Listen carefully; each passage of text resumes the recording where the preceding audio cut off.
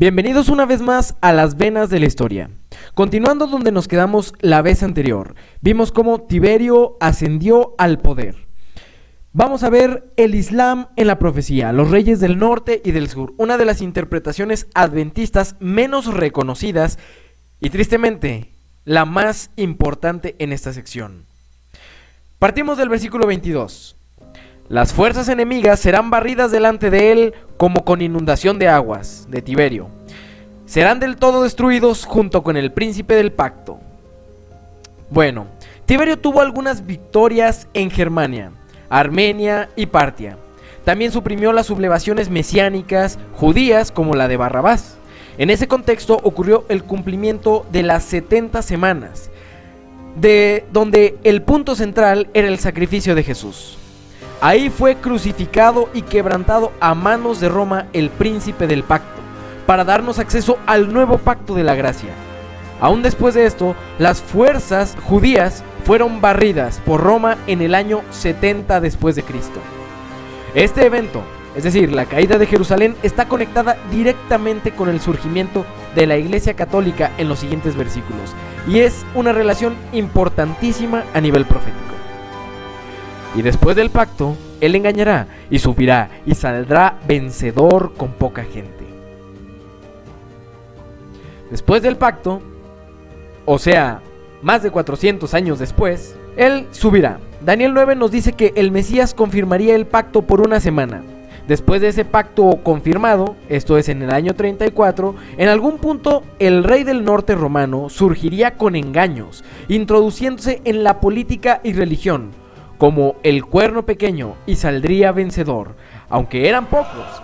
Y para garantizar la seguridad y una continua estabilidad, la República se va a reorganizar en el Imperio Galáctico más poderoso. Así tendremos una sociedad más segura. Y saldría vencedor, aunque eran pocos, pero se valía de la fuerza de otros. El verso siguiente describe este evento con un paralelismo cronológico. Estando la provincia en paz y en abundancia, entrará y hará lo que no hicieron sus padres, ni los padres de sus padres. Botín, despojos y riqueza repartirá a sus soldados, y contra las fortalezas formará sus designios, y esto por un tiempo. Este texto se cumplirá dos veces. Este versículo en realidad es un resumen de los versos 31 al 39, donde aparece la abominación desoladora que se cumplirá aquí. Primero, de manera cronológica, el versículo 23 nos sitúa en el surgimiento del cuerno pequeño y la abominación desoladora, la cual vamos a ampliar en los versos 31 al 34. Segundo, este verso también parece describir la caída de Jerusalén, donde Jesús situó el cumplimiento de la abominación desoladora del profeta Daniel. Lo interesante es cómo la abominación desoladora es el punto de conexión entre la caída de Jerusalén y el surgimiento del papado. En el año 66, mientras la Pax Romana reinaba, Cestio Galo sitió Jerusalén, cumpliendo esta abominación desoladora advertida por Jesús y registrada en Daniel 9 y en Daniel 11:31. Los judíos se libraron de esa bala y la provincia entró en prosperidad y abundancia, pero Roma entró en la ciudad, hizo lo que sus padres no habían hecho, despojó la ciudad, destruyó el templo y saqueó la riqueza a tal punto que derribaron cada piedra del templo para extraer el oro de sus muros. Recordemos que Jesús hizo un paralelismo entre la destrucción de Jerusalén y el fin del mundo. Daniel 9 nos dice: con la multitud de abominaciones vendrá el desolador. El desolador es Roma, y hay más de una abominación puesta por ella. La primera sucedió cuando Cestio Galo sitió Jerusalén, y después Tito la destruyó en el 70. La segunda se describe muy bien en el verso 31, y la veremos cuando lleguemos ahí. Y despertará el rey del norte sus fuerzas y su ardor contra el rey del sur con gran ejército. Y el rey del sur se empeñará en la guerra con grande y muy fuerte ejército, mas no prevalecerá porque le harán traición o tramarán contra él planes. Aquí llegamos a un punto en la historia descrito brevemente. El panorama del periodo muestra cómo 1000 años después de Cristo Europa estaba dividida, pero sometida al poder papal. Más al oriente estaba el Imperio Bizantino, que aún mantenía algo de unidad del antiguo Imperio Romano. Recién había habido una división o cisma entre los católicos ortodoxos y el Imperio Bizantino. En este contexto, los musulmanes se habían alzado durante 400 años y expandido su poderío en el sur. Por tanto, el rey del norte corresponde aún a Roma y el rey del sur debe ser un gran reino representativo en la historia. Por tanto, tenemos ahora a los musulmanes como el rey del sur. Ante la expansión musulmana, el rey del norte despertó sus fuerzas y su ardor contra los musulmanes con un gran ejército. El Papa Urbano II, con el plan inicial de poner bajo su control Tierra Santa, liberándola del control musulmán y buscando reunificar al cristianismo ortodoxo bajo su control, convocó a las cruzadas con un ejército conformado de católicos romanos y ortodoxos en 1095. El rey del sur se empeñó en la guerra con su ejército, pero luego de un corto asedio a la ciudad de Jerusalén, fue capturada el 15 de julio de 1099 y su población masacrada. 3 semanas después, un ejército musulmán de liberación también fue derrotado. Con esta victoria se sella la primera cruzada, la cual sería alabada en Occidente como un suceso memorable. Se tramaron designios de traición después de que los cruzados penetraron en la ciudad. Algunos musulmanes defensores se refugiaron en la mezquita del Domo de la Roca y se rindieron. Otro grupo de musulmanes se rindió ante Raimundo, uno de los guerreros, y se ofreció un pago de rescate a cambio de su vida. Únicamente estos pocos sobrevivieron. Rendida la ciudad, vino la traición. Siguió una matanza masiva de todos los musulmanes y judíos de Jerusalén, aunque se habían rendido. Estos últimos por ser considerados como cómplices de los musulmanes. La cifra de asesinados asciende, según algunos autores, hasta 75,000 muertos. La barbarie de los cruzados conmocionó incluso a los cristianos, y el episodio nunca sería completamente olvidado o perdonado por los estados musulmanes. Aún los que coman de sus manjares le quebrantarán, y su ejército será destruido, y caerán muchos muertos. Un mes después de la caída de la ciudad en manos de los cruzados, un gran ejército egipcio de aproximadamente 20,000 hombres llegó para recuperar la ciudad. La gran fuerza había enviado delante un grupo expedicionario, pero fue capturado por los cruzados, quienes una vez descubierta la ubicación del enemigo, se decidieron por hacer un ataque sorpresa. Habiendo capturado a algunos espías egipcios, se les forzó a revelar los detalles sobre su campamento. Así, los mismos que comían de la mesa del rey del sur traicionaron y quebrantaron las fuerzas musulmanas. Los musulmanes fueron sorprendidos por completo, por lo que, presas del pánico, muchos escaparon hacia una arboleda de sicómoros, donde perecieron después de ser incendiado por los cruzados. Y caerán muchos muertos, nos dice. La descripción que Guillermo de Tiro hizo de la carnicería en el siglo XII en Jerusalén se convirtió en una de las referencias más citadas de la matanza, a pesar de que el cronista nació 30 años después del evento. Era imposible mirar el gran número de muertos sin horrorizarse. En todas partes había restos de cuerpos humanos, y el mismo suelo estaba cubierto con la sangre de muertos. Aún más terrible fue mirar a los propios vencedores goteando sangre de la cabeza a los pies. El corazón de estos dos reyes será para hacer el mal, y en una misma mesa hablarán mentira, mas no servirá de nada, porque el plazo aún no ha llegado. No profundizaremos el asunto aquí, pero el ex jesuita Alberto Rivera lo describe bien. Estos reyes hablaban mentira, pues cada uno buscaba sus propios fines. De hecho, el Islam tiene una raíz católica. El papado buscaba usar al Islam como un medio para cumplir sus fines, conquistar Tierra Santa. Sin embargo, le salió el tiro por la culata. El Islam buscaba expandirse a Europa, pero no sirvió de nada, porque el plazo aún no había llegado. Y volverá a su tierra con gran riqueza, y su corazón será contra el pacto santo. Hará su voluntad y volverá a su tierra.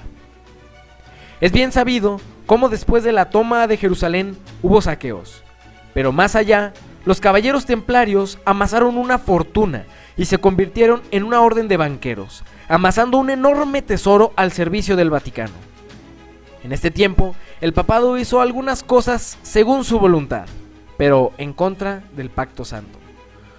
Como los concilios de Letrán, donde resaltan el segundo concilio de Letrán, convocado por Inocencio II, en 1139, donde se instituyó el celibato obligatorio para los sacerdotes católicos, lo cual es antibíblico. El tercer concilio de Letrán, convocado bajo el Papa Alejandro III en 1179, para condenar a los albingenses, valdenses y de nuevo la simonía. Dictó muchas disposiciones para la reforma moral de los miembros de la Iglesia. El cuarto concilio de Letrán fue convocado bajo la autoridad del Papa Inocencio III en 1215 para condenar varias herejías de los albigenses, de los valdenses, del abad Joaquín de Fiori y otras. Elaboró un credo más extenso contra los albigenses, que por cierto eran verdaderos cristianos. También el concilio de Constanza, en 1414 y 1418, el cual proféticamente se acerca a un cumplimiento profético de tiempo. Fue convocado por Juan XXIII, antipapa. Condenó las afirmaciones de Juan Hus y Wycliffe y otros. También se ocupó de las divisiones en la Iglesia provocadas por el cisma de Occidente, y este concilio fue precisamente contra los inicios de la Reforma Protestante. Interrumpimos esta sección para agregar que en el concilio de Constanza no solo se hicieron estos cambios, sino que también dentro de la Eucaristía, ahora a los fieles feligreses solo se les administraría el pan. El vino de la comunión ahora quedaría exclusivamente para los sacerdotes, cosa totalmente antibíblica, ya que Jesús hizo partícipes a todos los discípulos. Al tiempo señalado, volverá al sur, mas no será la postrera venida como la primera. La frase "al tiempo señalado" cumple esta profecía de tiempo mencionada. Cuando llegó este tiempo, el rey del norte volvió al sur, pues siglos atrás los musulmanes retomaron Jerusalén y evolucionaron en el Imperio Otomano. En este periodo resaltan algunas batallas históricas, donde los católicos fueron derrotados, como la batalla de Preveza o la batalla de los Guelbes, pero resalta un evento en particular. El Papa San Pío V tenía entre sus objetivos combatir el protestantismo y el islam, que era el rey del sur. Había participado en la victoria de los católicos franceses sobre los hugonotes protestantes en Moncontour en 1569. Era matancero. Chipre, que en la Biblia se llama Kitim, en manos venecianas era el último de los estados cruzados que permanecía bajo manos latinas, y el sultán Selim II, como rey de Jerusalén, reclamó su jurisdicción sobre la isla. El acuerdo para la creación de la Liga Santa se anunció el 25 de mayo de 1571. El 20 de mayo había sido rubricado en presencia de Pío V, quien fue el instigador. Resalta la participación de los reinos de España, Venecia, Génova, los estados pontificios y la Orden de los Caballeros de Malta, que son primos de los jesuitas.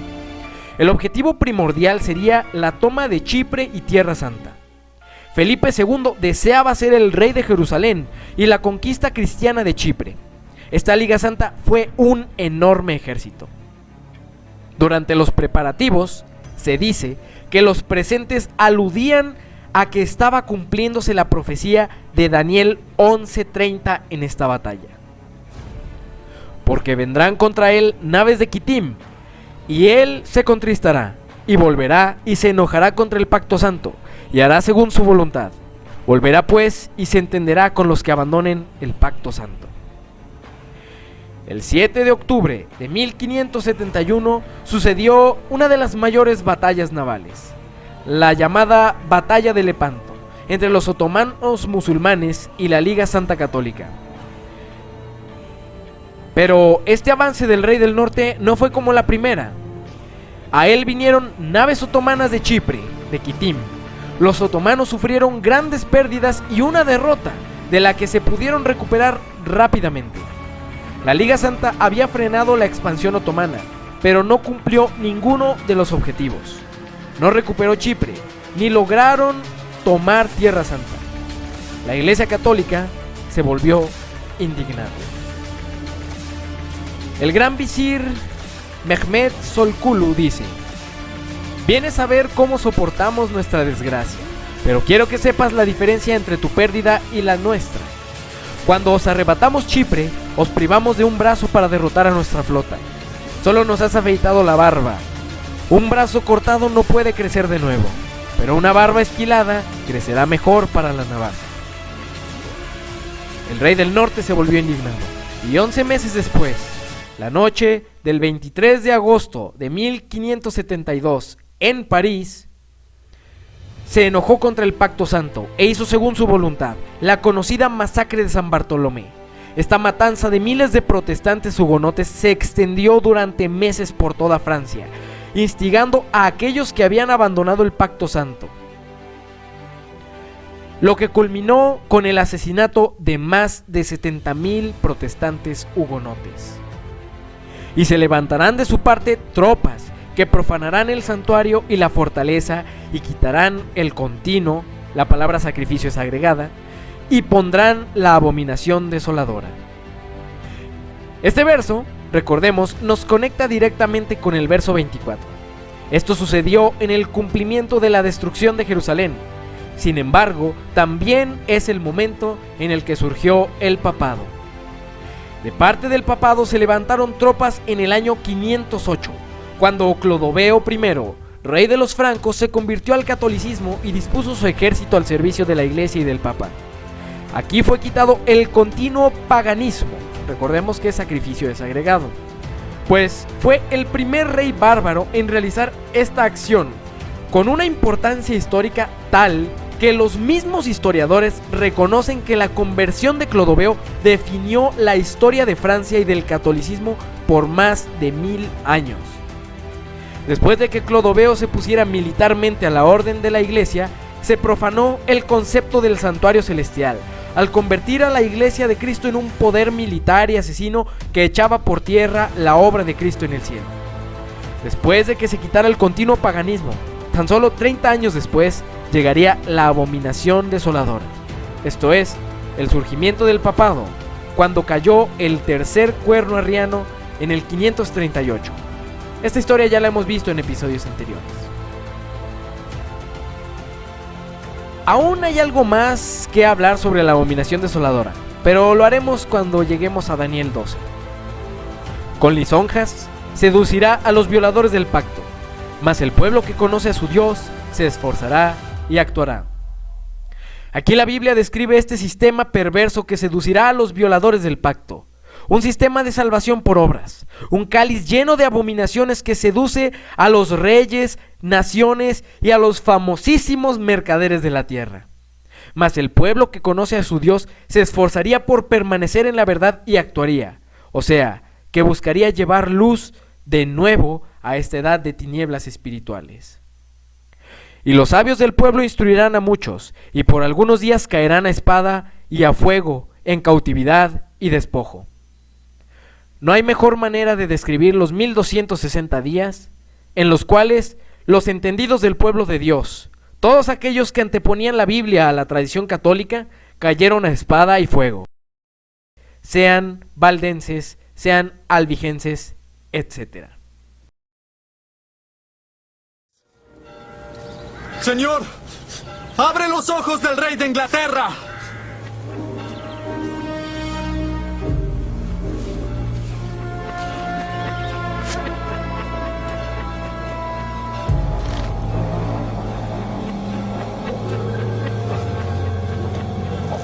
Tyndale no sufriría el horror de quemarse vivo, ya que lo estrangularían antes. Pero cuando las llamas lo rodearon, recobró la conciencia. Fue inútil.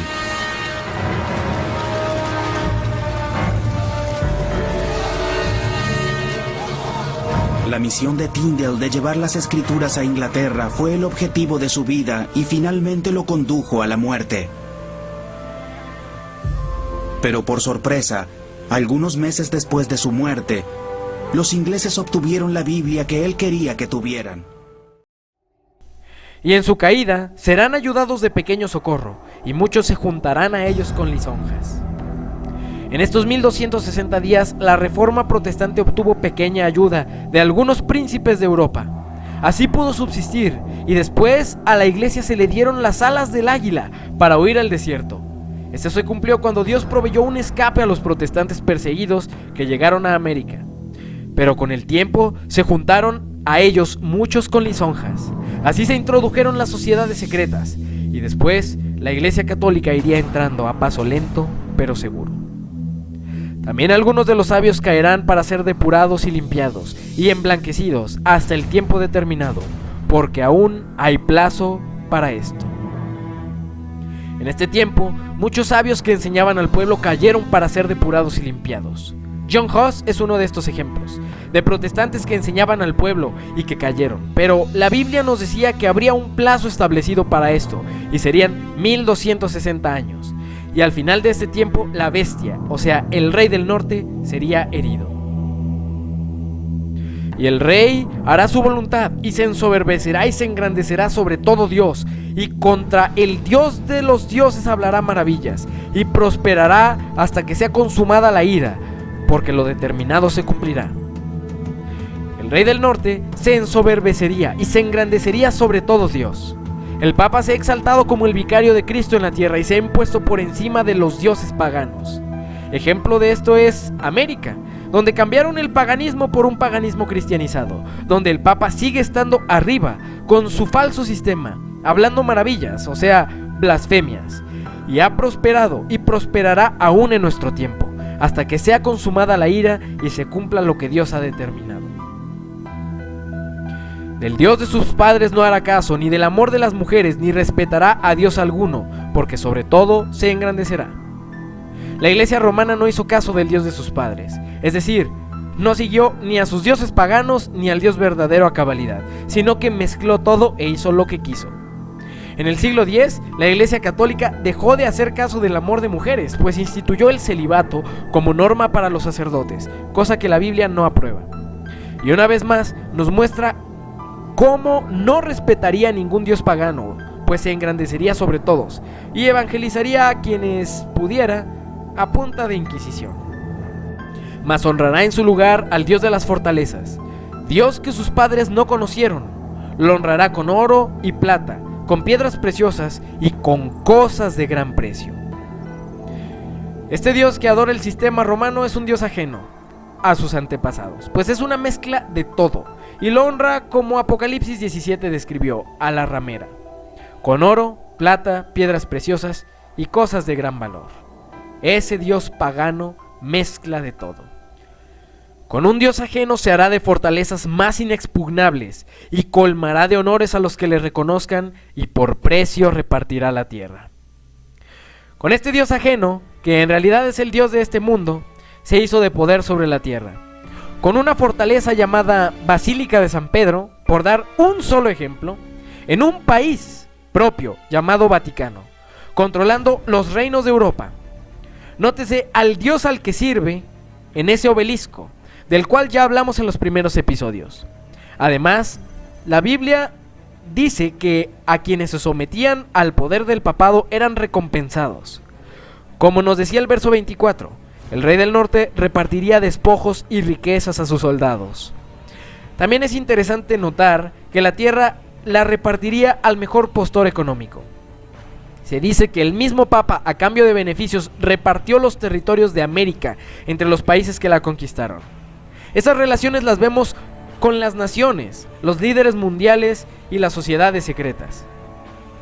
Este episodio acaba aquí. En el siguiente continuaremos viendo cómo la profecía se ha cumplido frente a nosotros y nos está llevando a la batalla de Armagedón y el final de los tiempos en pocos años. No serás amado.